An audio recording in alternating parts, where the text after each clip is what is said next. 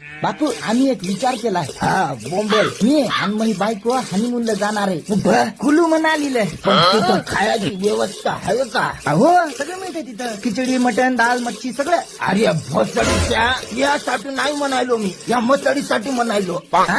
अरे झाकळ दिल्या. आता तुम्ही हनीमूनला जाता तर या ढोराला पण सोबत घेऊन जाताल ना, या बैलाला म्हशीला वासराला. हा?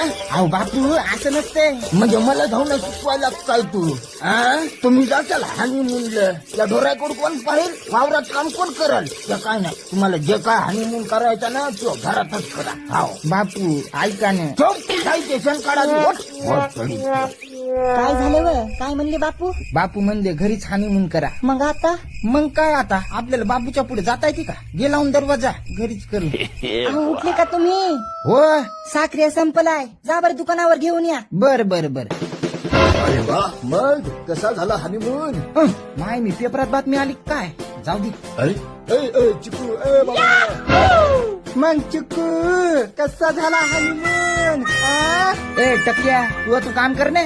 मी यायचं. ओ दुकानदार 1 किलो साखरे द्या बरं. अहो घ्या की हो, पण मला सांगा तुमचा हनीमून कसा झाला?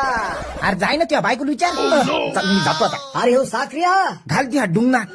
ए ठीक बाई काय तुम्ही? थांब तू थांब. आधी मला सांग तुया काय कोणाला काय सांगितलं का काय? हा माय मी बोले सगळेच मला विचारायला लागलेत हनीमून कसा झाला, हनीमून कसा झाला. काय भानगड काय? तुम्हाला काय अक्कल बिक्कल आहे का नाही व? ए काय झालं? एकदा खाली पहा. हरकर घालून फिरल्यावर काय म्हणतील लोक? याच्यामुळे बापू तुम्हाला बाहेर कुठे पाठवत नाही.